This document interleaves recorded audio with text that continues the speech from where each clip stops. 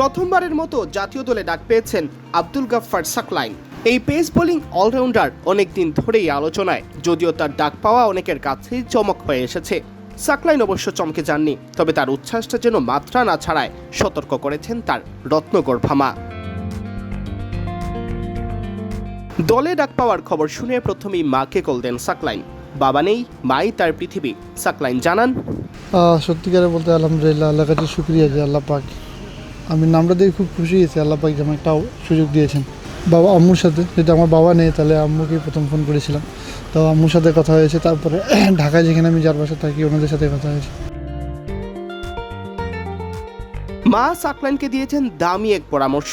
মহান আল্লাহর উপর ভরসা করে সাকলাইনকে পরিমিত উদযাপনের জন্য নির্দেশ দিয়েছেন, জানালেন এই অলরাউন্ডার।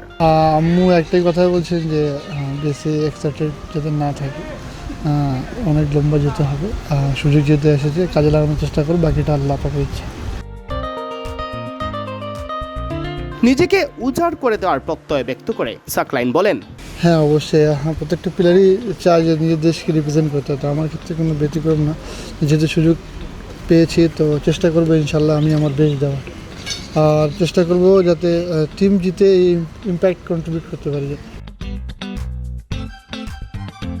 বাংলাদেশ দলে ডাক পাওয়ার পরপরই আব্দুল গাফফার সাকলাইন কল পান টি-20 অধিনায়ক লিটন কুমার দাসের কাছ থেকে। কল পেয়েছেন নির্বাচকদেরও। সুযোগ পেলে দলের জন্য নিজেকে নিংড়ে দিতে প্রস্তুত এই অলরাউন্ডার।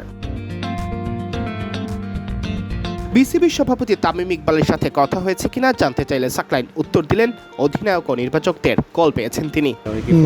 না, ওনার সাথে কথা হয়নি এখন। আমাকে ক্যাপ্টেন দাদা ফোন করেছিলেন, ওনার সাথে কথা হয়েছে। সিলেক্টররাও ফোন করেছিলেন, ওনার সাথে কথা হয়েছে। টি-20 সিরিজের প্রথমবারের মতো সাকলাইন ছাড়াও ডাকা হয়েছে রিপন মণ্ডলকে। এদিকে বিশ্রাম দেওয়া হয়েছে তাসকিন, মুস্তাফিজ, নাহিদ রানাকে। যেহেতু বড়বারে নেই তো চেষ্টা করবো ওনাদের জায়গাটা ফুলফিল আপ করা, বাকিটা আল্লাহ পাকের ইচ্ছা।